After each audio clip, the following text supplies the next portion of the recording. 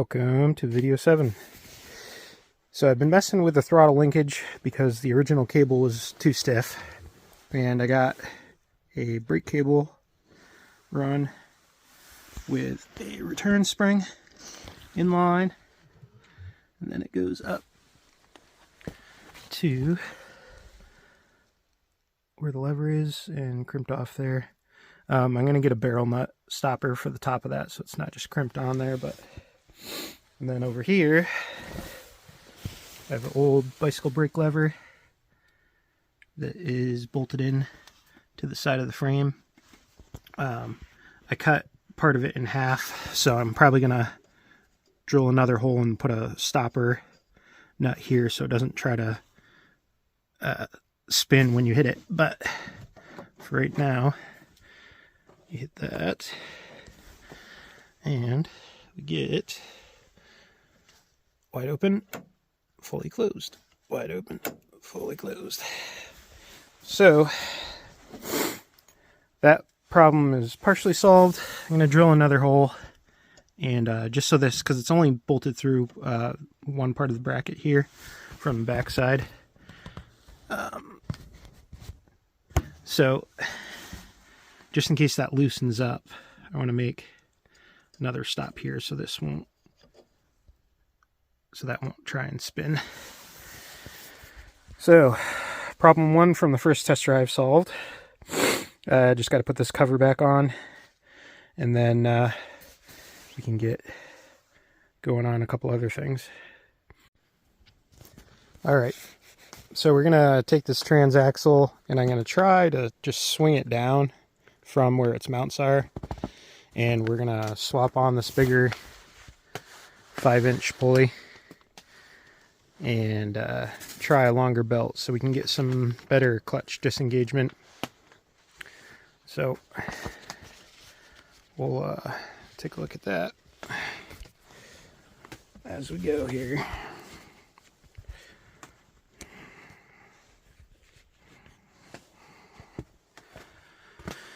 I can get some of this stuff undone.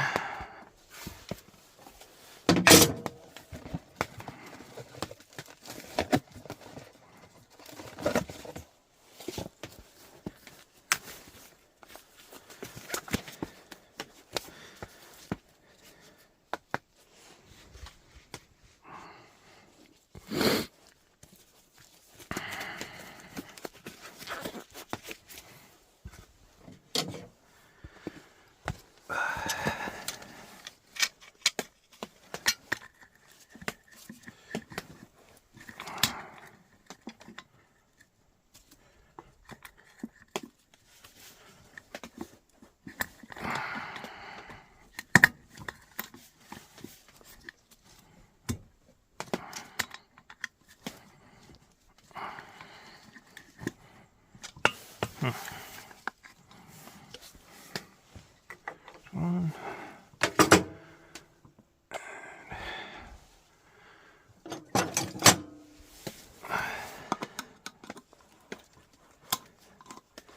We'll get some of this stuff greased up a little better too.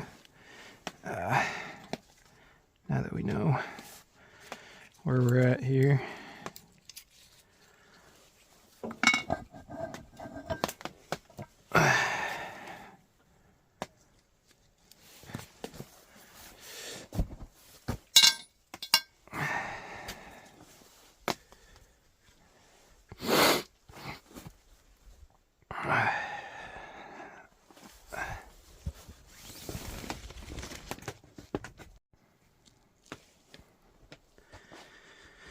Okay, so we got wrenches, we got wheels off. So what I'm going to try to do is drop this down just enough that I can get the pulley changed out, but not have to fully drop it. So we'll see how that works out.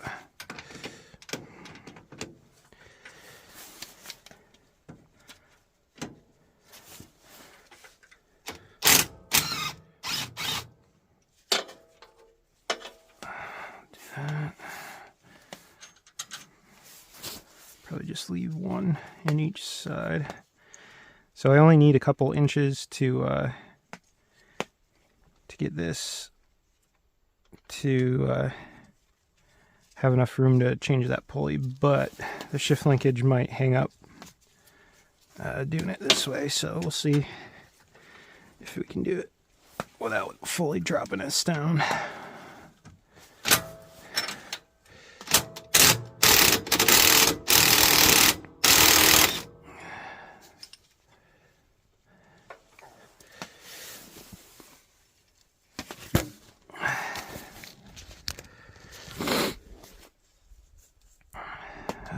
Maybe we'll just put a tire under that. Okay, we got a tire under just to catch it in case it fully comes off. But if I remember correctly, that shift linkage over here won't let that drop all the way.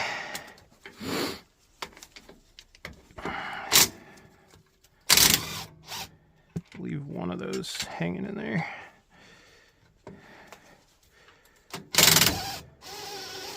There we go. So I left this front one in, so it should be able to like kind of pivot, possibly, but we shall see if that works that way. I'm gonna undo the shift linkage before all this is hung up.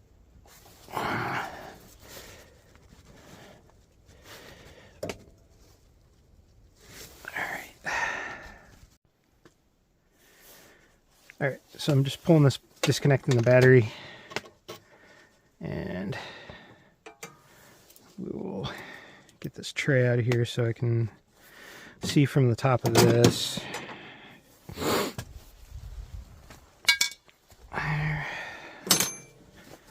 Just pull it right out.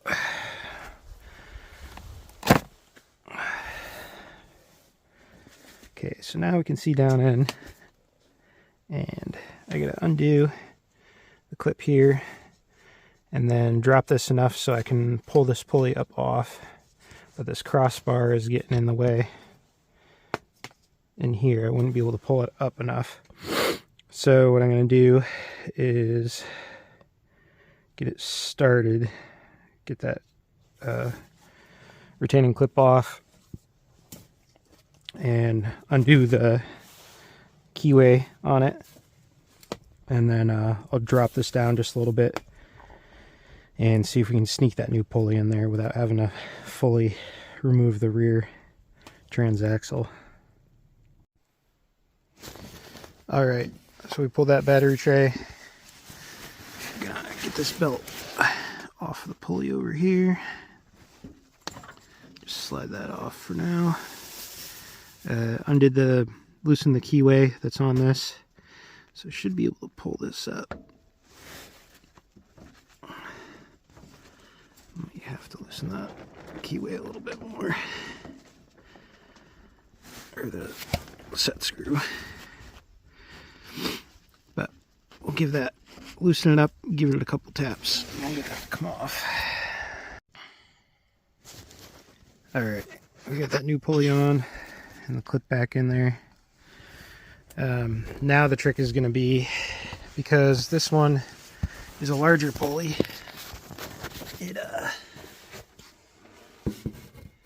it's going to go on the outside of that shift shaft instead of the inside. So now every time I try a belt, it's going to have to go around the linkage and all that junk that's in there.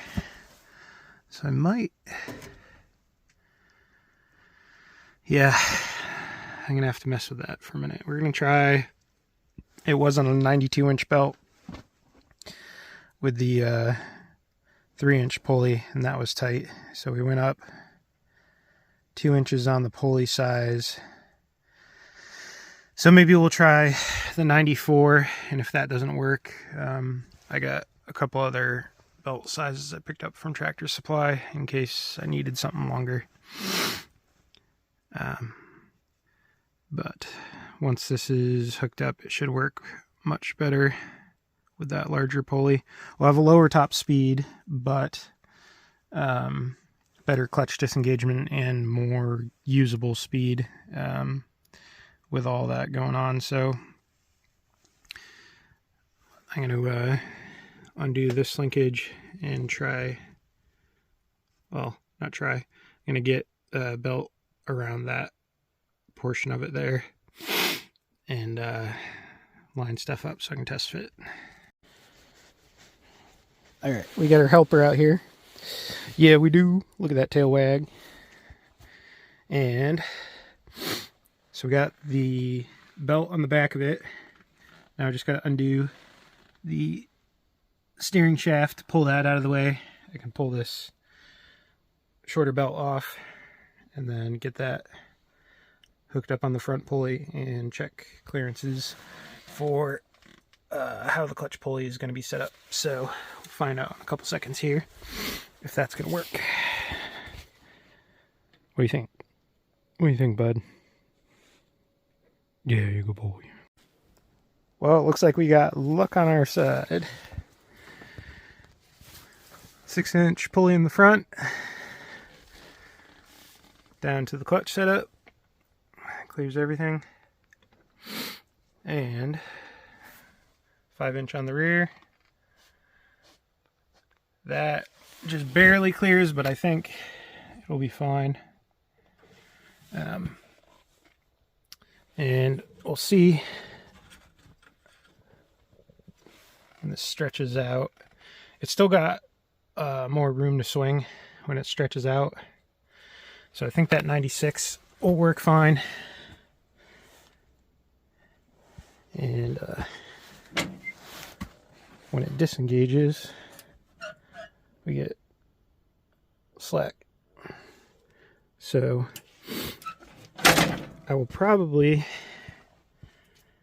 yeah, I'm going to put some of those belt guides back on the front. Even if I have to drill a couple extra holes, it looks like I'll probably do one here and one here, and put those belt guide bolts back in so that we don't have the belt slipping off. But now all that should work the way it's supposed to. So I can put the steering back together and hook the shift linkage back up. And then we'll get you hooked up on the head camera and we'll go for a test drive. All right, we're back together. Got our battery hooked back up. We got our shift linkage hooked back up. And I'll put this little wheel cap back on.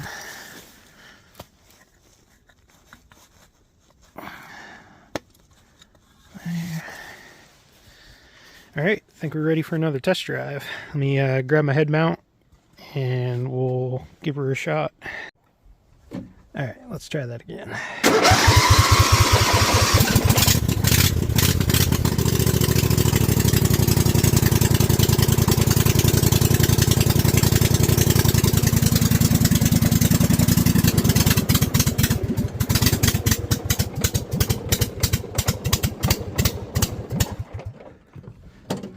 Well, clutch is working. I might have to bump that idle up a little bit. Let's see.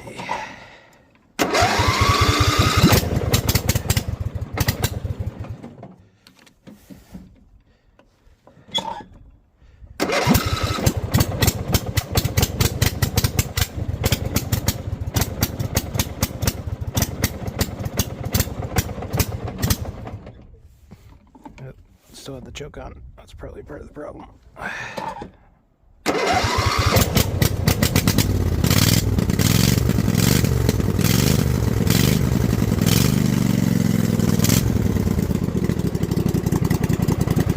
There we go. Alright, let's try this thing out.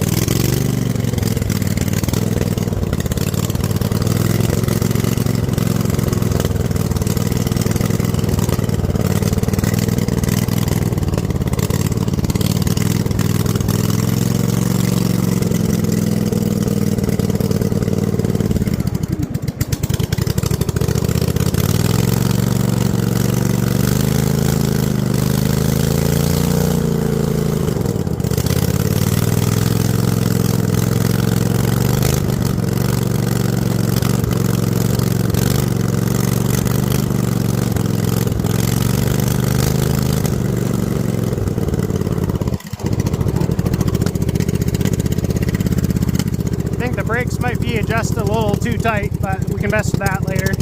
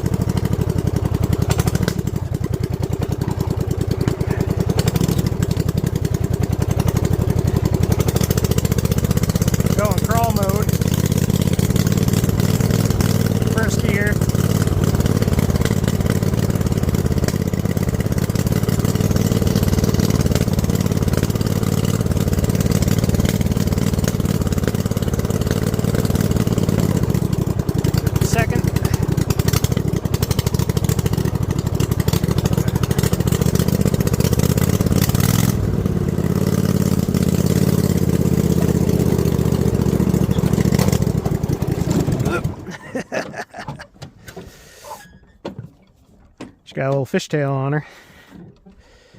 All right, let's try that again.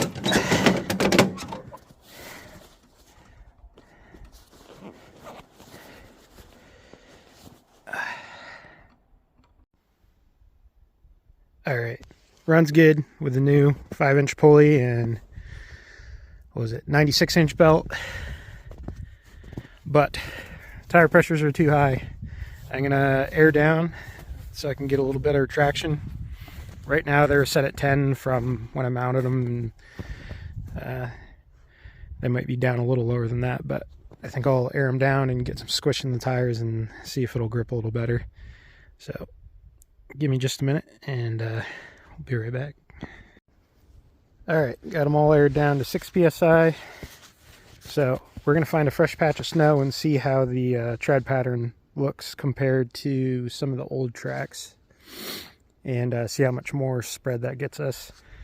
It should be a little bit nicer of a ride at least, and a little less bumpy with the pressures down some. So let's give it a shot and see how it feels.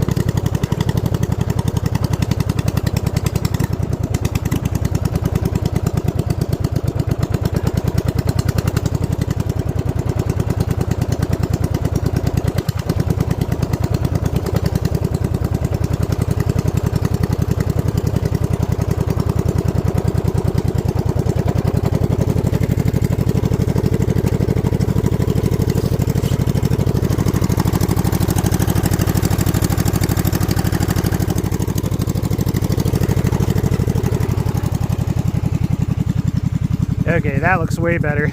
Look how much more spread out that is. It's like you can see the full contact patch of the tire. You can do this with your off-road trucks and dirt bikes and stuff too. Just roll it over with your weight on it.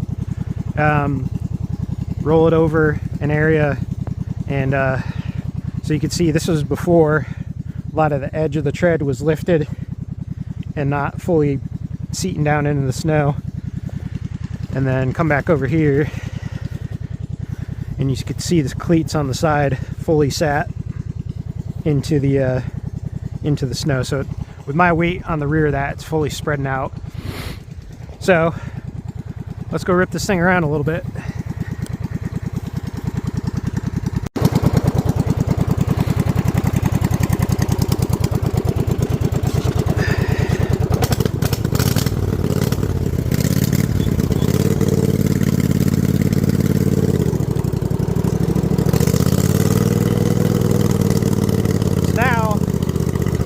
Basically, with the regearing,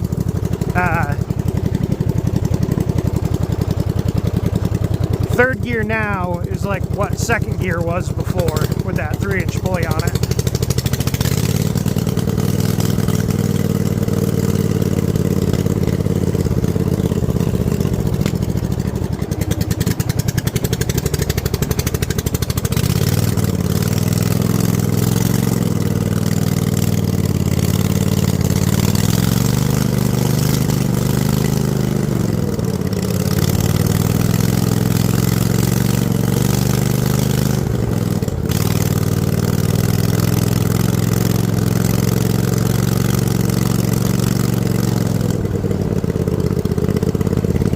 Brakes work good.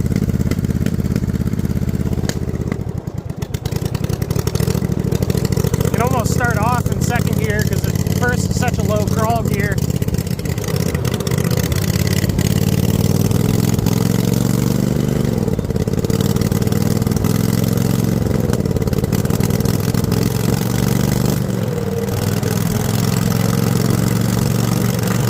Yeah, that's way better.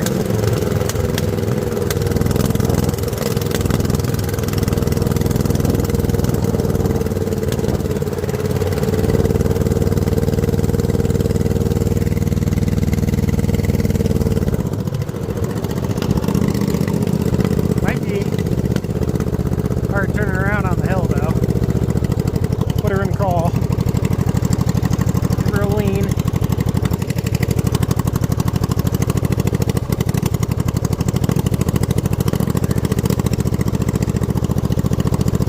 There we go.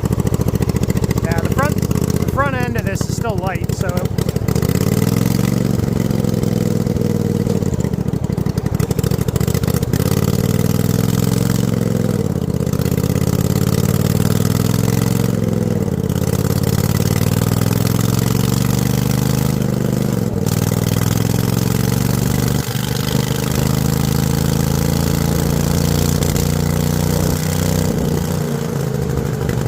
way better.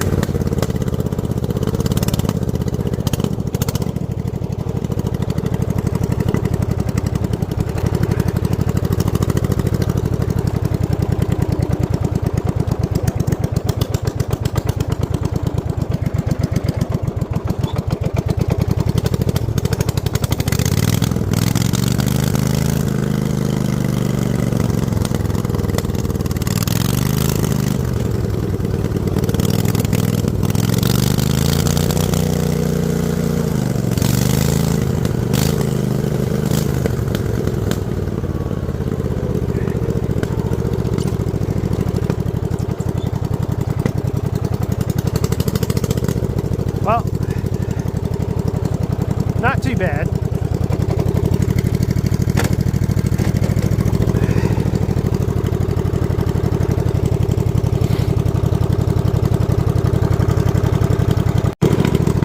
All right, let's see if we can try and get this thing stuck.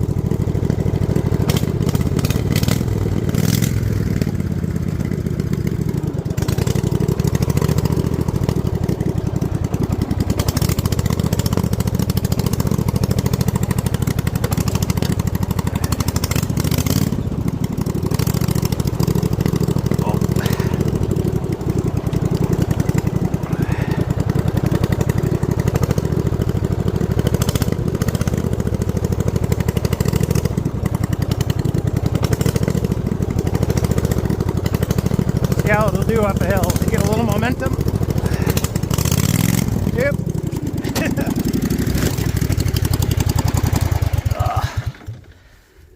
Nope.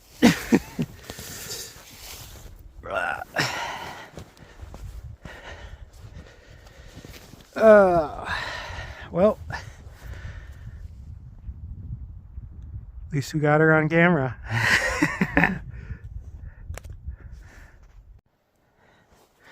Well, I should have known better. Yep, it started crab walking up the hill, and I should have been sitting on the side of the fender over here, but I was not. So it looks like everything survived. I'll tell you though, that thing is not light. Did not want to roll back over it. I think we're good. Still got all our fuel lines intact. All right. Let's pick a different spot, I guess.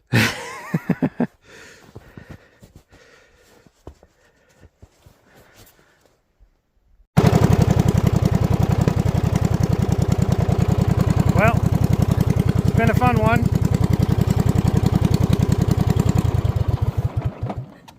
Hope everybody had a good time watching. I think we'll probably mess with the air pressures a little bit more, see if we can go lower in the rear and get a little more grip on those uphills. And I know I said we were going to dive into the electrical this time, but the getting that clutch to work was my main interest in this video. And I only got about 75% of what I need to do the electrical, but next time we will be adding a light for the front. We'll have a backup light that will be on the rear, and then we're also going to install a toggle switch panel up on the dash here to control all that kind of stuff. So I hope everybody enjoyed. Got to see this thing finally run and rip around a little bit, have a little fiasco, and keep on running. Definitely a fun way to build something cheap and fun to mess with. So I hope everybody had a good time, and we'll see you back here next time. Have a good one.